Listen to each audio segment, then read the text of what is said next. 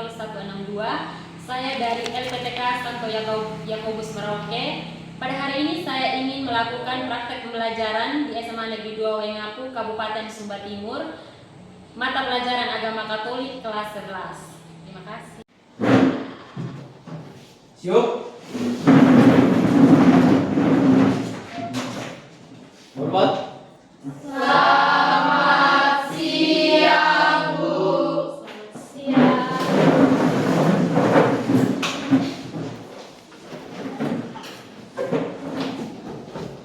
Apa kabar hari ini? Baik. Sehat? Sehat. Oke.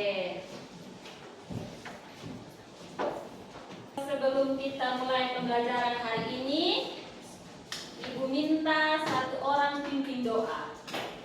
Ibu minta Francisca yang pimpin doa. Bisa Francisca? Ya.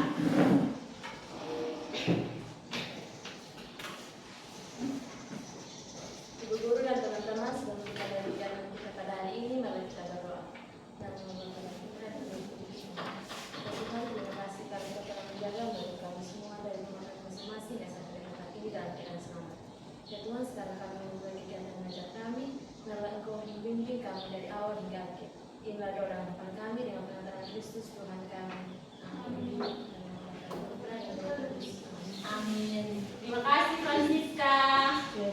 Itu Ibu absen dulu ya. Cindy, hadir Bu. Clarita, hadir Bu.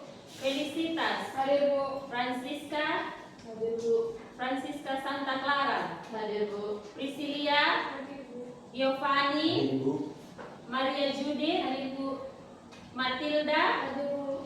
Nadia, hadir Bu. Padre, Hadir Bu. Petronella, hadir Bu. Priska, hadir Bu. Teresia, hadir Bu.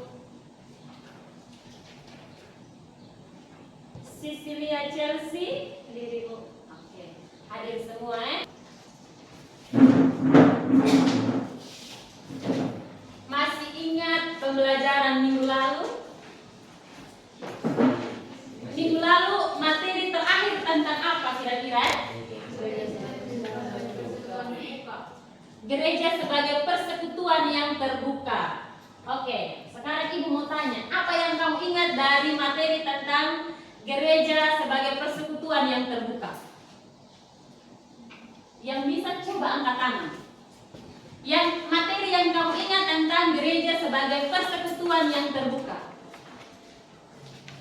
Kita mengulang kembali materi minggu lalu sebelum kita masuk di materi yang akan kita bahas pada hari ini. Apa yang kamu ingat dari materi tentang gereja sebagai persekutuan yang terbuka? Francisca. Ayo Francisca. Bagaimana Francisca? Awalnya sebelum adanya gereja sebagai persekutuan terbuka, gereja masih dianggap sebagai persekutuan yang tertutup dan belum ada keselamatan di dalam gereja Katolik. Oke, yang lain masih ada lagi? Masih ada lagi satu orang, Clarita. Tentang gereja sebagai persekutuan yang terbuka. Apa yang kamu ingat dari materi tersebut? Gereja sebagai persatuan gereja yang terbuka adalah gereja yang mengedepankan nilai cinta kasih, kesetaraan, serta inklusivitas terhadap semua orang. Oke, tepuk tangan buat mereka berdua. Materi minggu lalu tentang gereja sebagai persekutuan yang terbuka adalah bagaimana gereja beralih setelah ada masa reformasi dari persekutuan yang tertutup menjadi gereja sebagai persekutuan yang terbuka. Setelah ada yang namanya apa? Reformasi atau biasa disebut dengan Konsili Vatikan yang kedua. Oke, sekarang kita akan lanjut, kita akan masuk pada materi yang baru, di mana hari ini kita akan belajar tentang sifat-sifat gereja. Sudah ada yang tahu apa saja sifat-sifat gereja? Apa saja kira-kira sifat-sifat gereja? Gereja itu punya 4 sifat, ya toh? Ya. Satu, kudus, katolik, dan apostolik. Oke, mantap. Hari ini secara khusus kita akan belajar sifat gereja yang pertama. Sifat gereja yang pertama adalah tentang gereja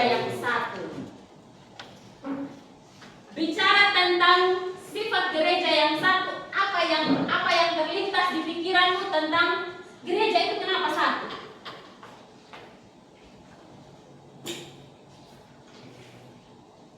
Apa kira-kira yang terlintas di pikiranmu kenapa gereja punya sifat yang satu? Hah?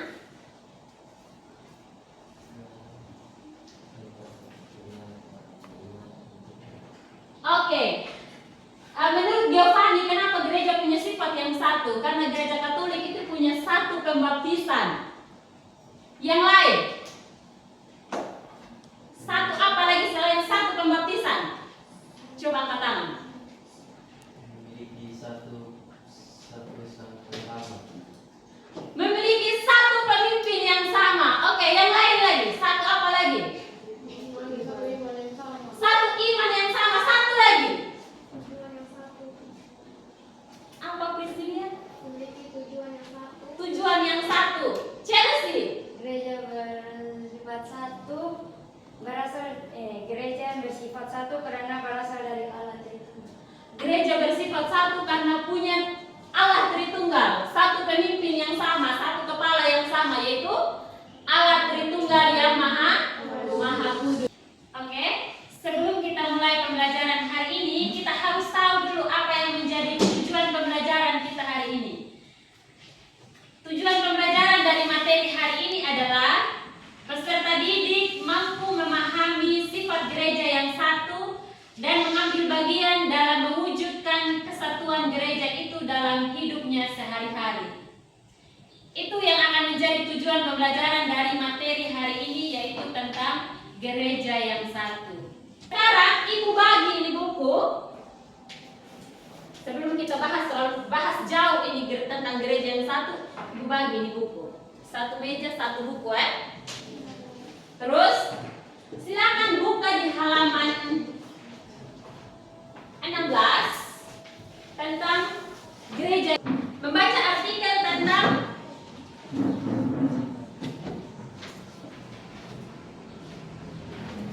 Persatuan Kaum Muda di seluruh dunia dalam acara Hari Orang Muda Sedunia.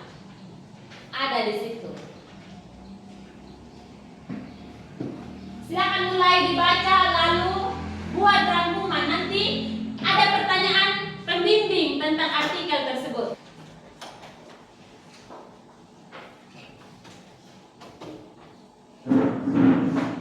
Sambil kamu membaca, Ibu sambil membagi lembar pertanyaan tentang artikel yang sudah kamu baca, ya tak?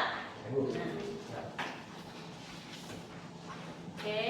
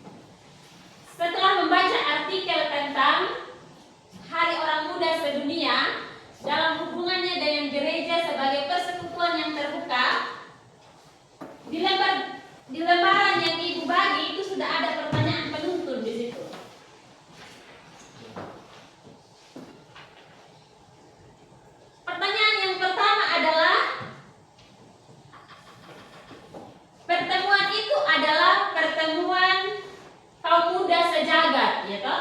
Sejagat itu seluruh dunia. Apa tujuannya?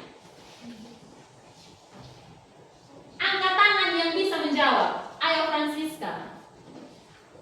Tujuan dari pertemuan itu adalah mempertemukan, mempersatukan kaum muda di seluruh dunia untuk merayakan Hari Orang Muda Sedunia yang mencerminkan kesatuan gereja. Oke, mantap. Tepuk tangan buat Francisca.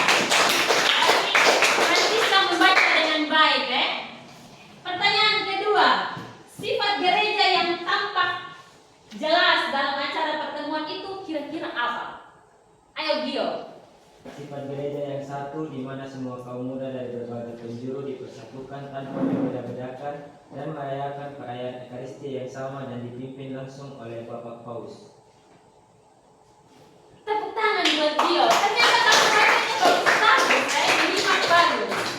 Yang ketiga, apakah dalam acara pertemuan itu cukup terungkap segi-segi yang menunjukkan bahwa gereja itu satu? Ya atau tidak? Ya. Contohnya apa? Apa sikap-sikap yang menunjukkan dalam artikel itu yang kamu baca tadi? Sikap-sikap yang menunjukkan bahwa ini mencerminkan gereja yang satu. Melakukan Ekaristi bersama. Melakukan Ekaristi bersama, apa lagi? Selain melakukan Ekaristi, gereja yang satu itu kan tadi satu pembaptisan, satu iman, satu perayaan Ekaristi dan satu pimpinan, ya toh? Tentang gereja yang satu. Tadi Padre sudah jawab, melakukan satu perayaan Ekaristi yang sama. Yang lain, yang menunjukkan bahwa itu gereja yang satu. Selain perayaan Ekaristi, apa lagi?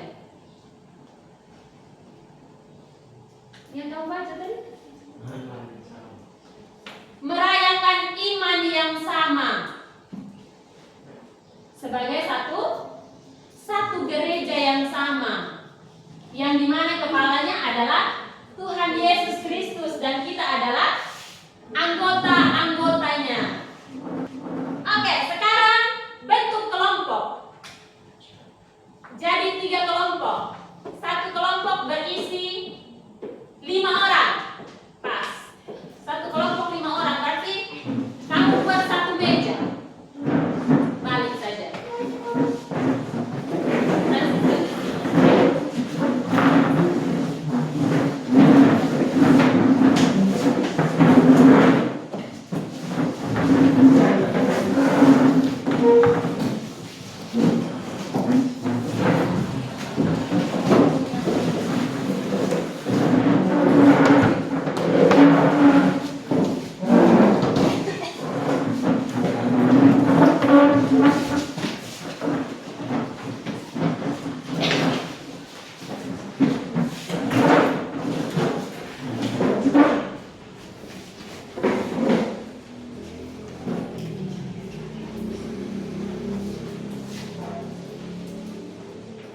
Ibu bagi lembar pertanyaan atau LKPD untuk setiap kelompok. Silakan menjawab pertanyaan yang ada dalam LKPD dan nanti akan dipresentasikan.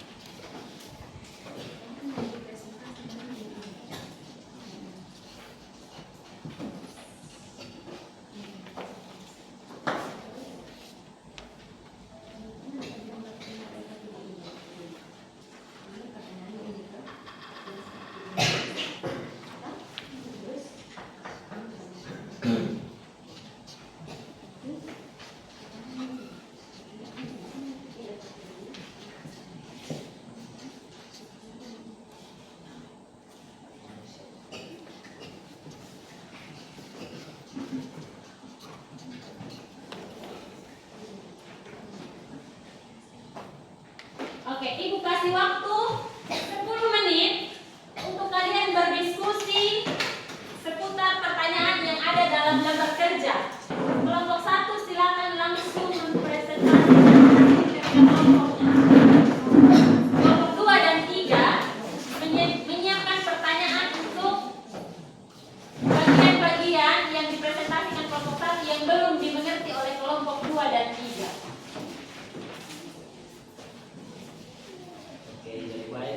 siang Ibu dan teman-teman. Siang. Terima kasih atas waktu dan kesempatan yang telah diberikan kepada kami kelompok 1. Kami akan mempresentasikan hasil diskusi kami. Nomor 1, jelaskan arti gereja yang satu. Jadi kelompok 1 menjelaskan tentang gereja yang satu.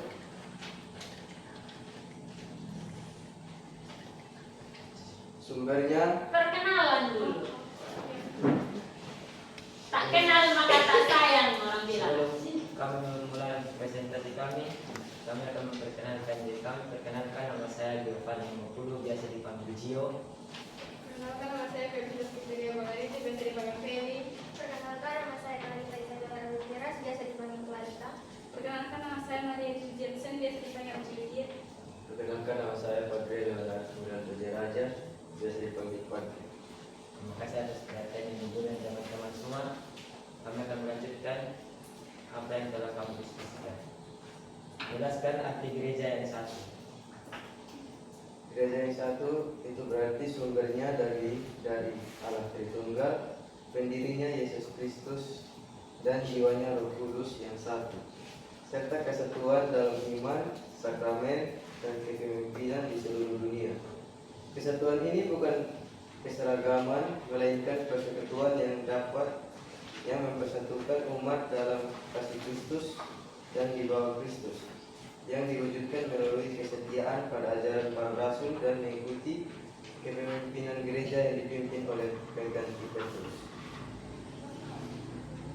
Contoh konkretnya, yang pertama bekerja sama dalam kegiatan gereja, yang kedua berdoa dan mengikuti misa bersama umat Katolik yang berbeda suku, bahasa, atau daerah.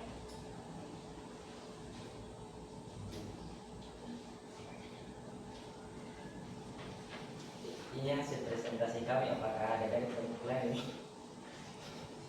Apakah ada yang ingin bertanya dari kelompok lain? Oke, pertanyaan dari kelompok 3 dari Nadia. Silakan Nadia. Apa arti gereja yang satu menurut Rasul Petrus?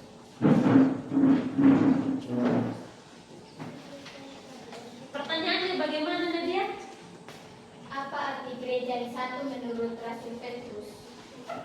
Apa arti gereja yang satu menurut Rasul Petrus?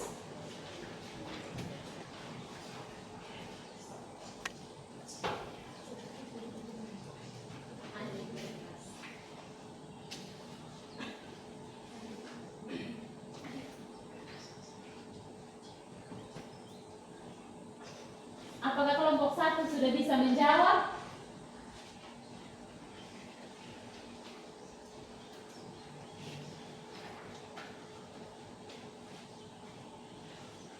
Arti gereja yang satu menurut Rasul Petrus adalah bahwa umat beriman harus hidup bersatu dalam iman kepada Yesus Kristus, mengikuti ajaran para rasul, dan setia kepada kepemimpinan gereja yang berpusat pada Kristus. Apakah ada lagi? Masih ada pertanyaan? Nadia sudah puas dengan jawaban kelompok 1? Sudah. Oke, masih ada yang lain yang mau bertanya? Tidak ada lagi. Jika tidak ada lagi, terima kasih atas perhatiannya Ibu dan teman-teman semua. Sekian dan terima kasih. Tepuk tangan buat Uraikanlah salah satu hal yang dapat melukai gereja yang satu. Hal-hal yang dapat melukai gereja yang satu adalah perpecahan dan perselisihan di antara jemaat yang disebabkan kesombongan, egoisme, gosip, ketidakmampuan mengampuni, dan manipulasi. sekian dari kerja kami. Apakah ada teman-teman yang ingin memberikan saran, kritikan atau pertanyaan? Pertanyaan, bagaimana usaha yang dapat dilakukan untuk mewujudkan gereja yang satu? Untuk mewujudkan gereja yang satu, umat perlu aktif dalam kegiatan gereja, setia pada ajaran dan tradisi yang sama, melakukan ibadah bersama, serta berdialog dan bekerja sama dengan gereja lain dalam gerakan ekumenis. Selain itu, upaya menjaga kesatuan juga melibatkan penerapan nilai-nilai kasih, kesaksian, dan kemuridan dalam kehidupan sehari-hari, sebagaimana dicontohkan oleh gereja mula-mula. Kami membuka sesi tanya jawab. Pertanyaan dari kelompok 2. Ikatan apa saja dalam Kesatuan Gereja Katolik?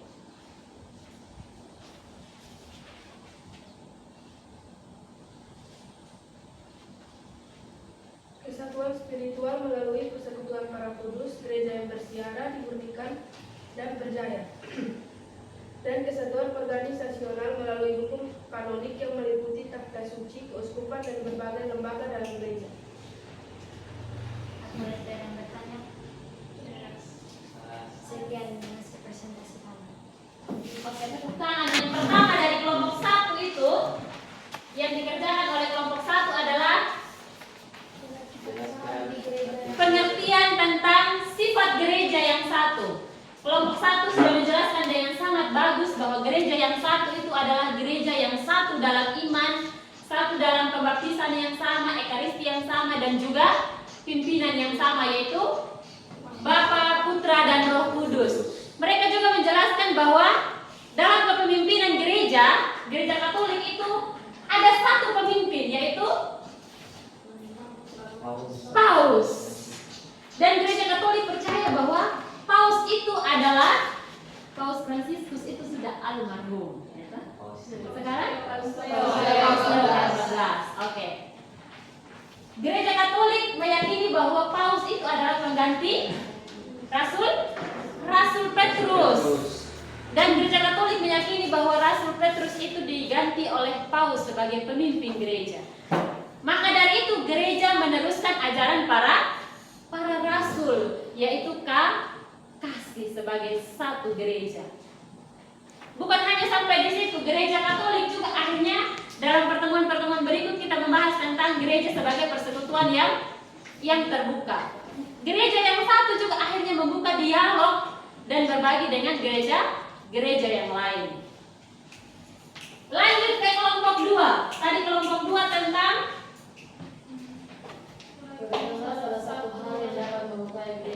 salah satu hal yang dapat melukai gereja yang satu. Tadi dari kelompok 2 menjelaskan bahwa ada yang namanya perpecahan, perselisihan yang diakibatkan oleh kesombongan, egoisme, gosip termasuk. Siapa di sini yang suka gosip? Tidak ada. Angkat tangan, jujur saja yang suka gosip. Kenapa kamu suka gosip? Asik. Gosip itu asik. Gosip itu adalah salah satu tindakan atau perbuatan manusia yang mengakibatkan perpecahan dalam gereja yang satu.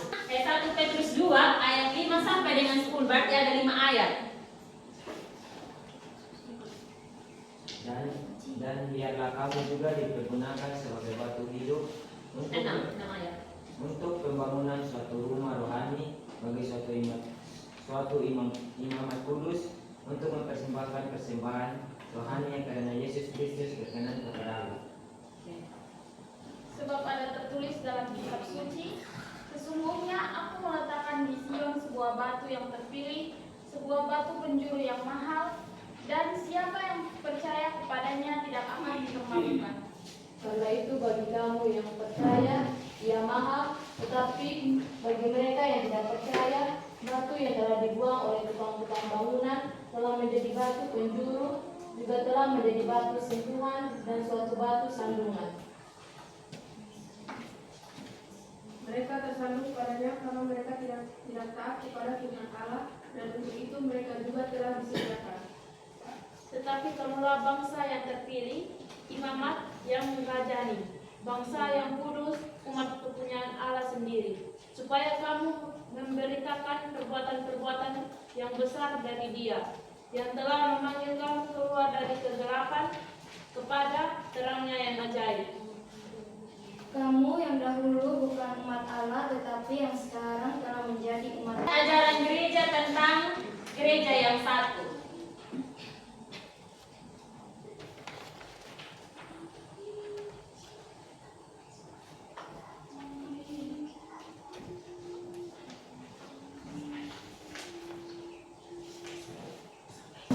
Baik, setelah kalian diskusi panjang tentang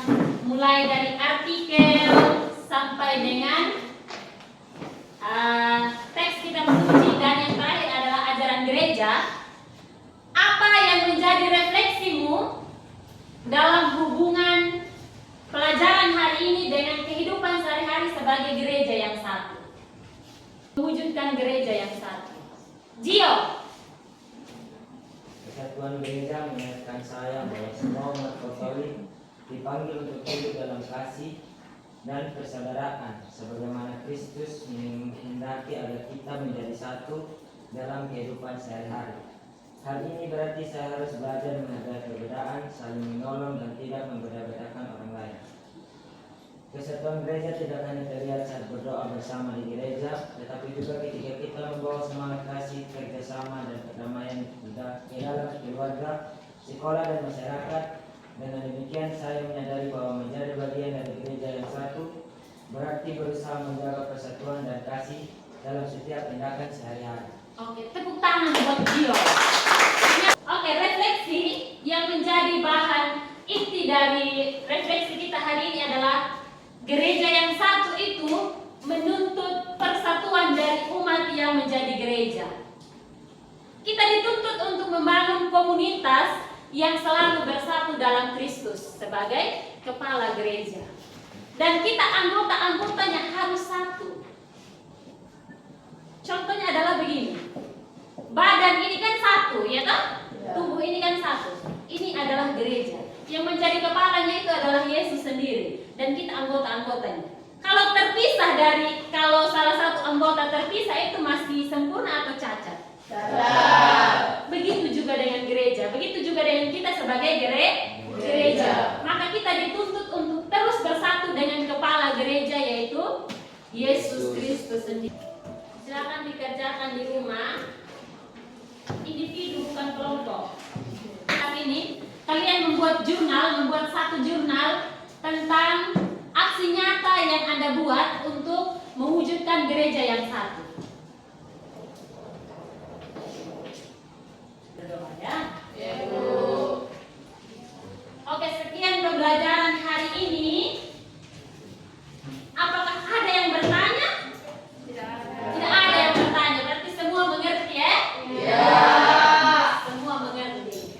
Kita akan lanjut minggu depan. Ini salah satu pimpin kita dalam doa sebelum kita pulang. Oke, Padre. Dulu ya teman-teman, sebelum kita pulang, mari kita berdoa. Dalam nama Tuhan Yesus, terima kasih yang telah melindungi kami dari awal pembelajaran hingga sekarang kami pulang ke rumah kami masing-masing, dan kami di perjalanan hingga sampai ke rumah kami dan selamat. Berkati Ibu Guru yang mengajarkan pada hari ini ya Tuhan. Semoga esok kami dapat kembali lagi untuk beraktivitas. Ini doa dan permohonan kami hanya dalam nama Tuhan Yesus Kristus kami berdoa. Haleluya, amin. Bapa dan Putra dan Roh Kudus. Amin. Terima kasih Padre. Yo.